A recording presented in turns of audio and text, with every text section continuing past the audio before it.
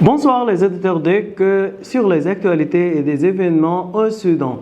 Aujourd'hui, un nouvel épisode de votre émission hebdomadaire Écho de l'actualité diffusée de la plateforme Asda Soudanien. Aujourd'hui, on va aborder de nombreux événements qui sont passés la semaine dernière. À la tête, la libération de la ville Kurmuk aux zones de l'est du Soudan à côté de la frontière de l'Éthiopie. Au début, on félicite les forces soudanaises armées et les forces conjointes de cette grande victoire.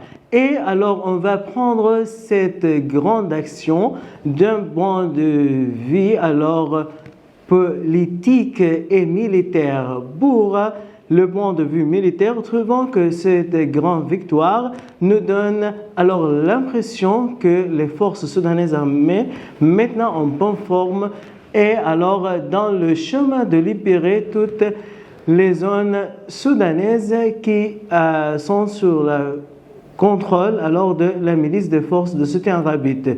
Donc aussi c'est un message pour notre voisin l'Éthiopie qui soutient toujours les forces rebelles, des forces de soutien rapide, par le soutien militaire et le soutien des équipements et le soutien de faire des stages et de drones, etc., etc. Donc, c'est un message pour les Éthiopiens, d'arrêter ce soutien-là. Alors, le Soudan maintenant prend le contrôle des opérations militaires. Et alors, d'un point de vue politique, c'est un message pour la communauté internationale et les forces et les puissances internationales de l'impérialisme international qui a alors gardé ce projet-là de diviser le Soudan, de séparer le Soudan en plusieurs pays. Maintenant, alors, il y a des plans, des point de vue du Soudanais de prendre le processus d'un dialogue soudano-soudanais à la terre soudanaise pour régler ce conflit-là. Et maintenant, il y a aussi des victoires dans la terre. Donc, c'est pour cela, c'est un message politique. Et on lien ce message-là avec la rencontre et la visite de Mohamed Boulaïch de l'Union africaine qui est venu au Soudan et il a rencontré le président du Conseil de souveraineté et de transition Abdel Fattah al-Burhan et aussi il a rencontré le Premier ministre Dr Kamel Idriss. Alors cette rencontre-là est considérée comme une délégation de départ vers une délégation de haut niveau de l'Union africaine qui va alors visiter le Soudan et alors reprendre les activités et les missions de l'Union africaine au Soudan. Étant donné que l'Union africaine, depuis le déclenchement de la guerre du Soudan, a pris des positions qui ne sont pas d'accord avec le point de vue du gouvernement du Soudan, alors quelquefois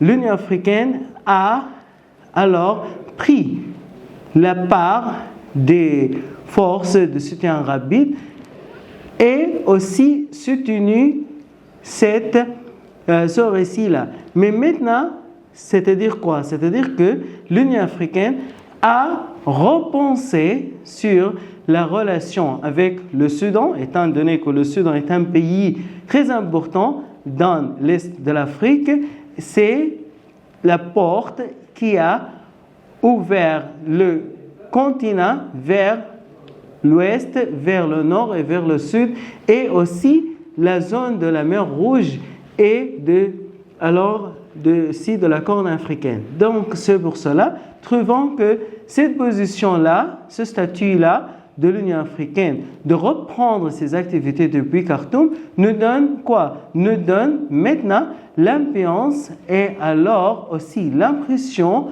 que maintenant nous sommes dans le bon chemin qui va nous guider vers la paix au Soudan. Parce que il y a deux chemins. Il y a le chemin des opérations militaires et aussi il y a le chemin des activités politiques de la diplomatie soudanaise, etc., etc. Et ce chemin-là, ça c'est très important pour moi parce que à côté des opérations militaires, il faut prendre en considération ces rôles diplomatiques en ce qui concerne notre relation avec l'Union africaine, avec les organisations internationales et avec la communauté internationale. Ce qui va nous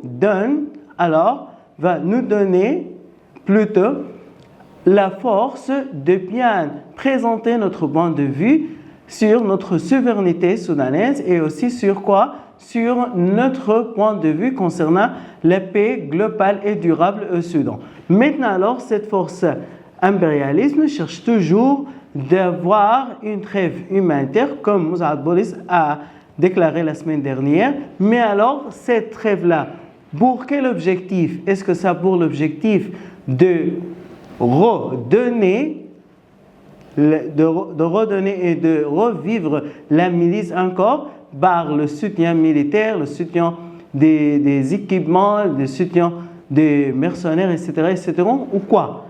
Donc maintenant, la trêve, oui, ça c'est notre besoin actuel, mais alors de quel point de vue? C'est ça la question là.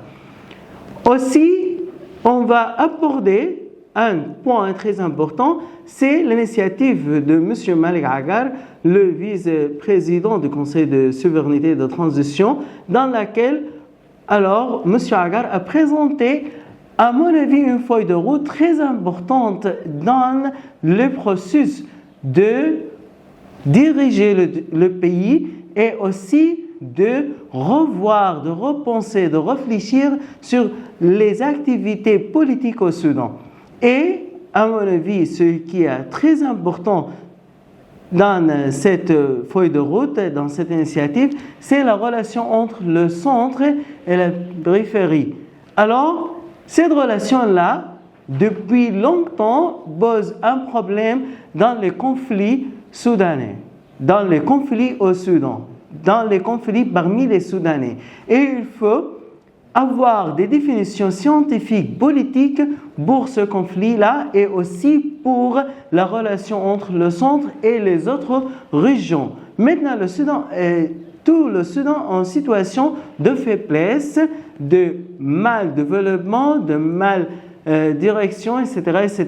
Donc, à mon avis, c'est un point de zéro pour recommencer à réfléchir sur la gouvernance du Soudan, comment on peut gouverner le Soudan, comment on peut faire alors notre activité politique au fil des ans. Voilà, chers auditeurs, c'est la fin de notre épisode de ce soir. Merci beaucoup de votre très bonne attention et jusqu'à la semaine prochaine, je vous souhaite de passer de bons moments. Voilà, c'est ma salutation, Abdelrahman Choumena, et au revoir.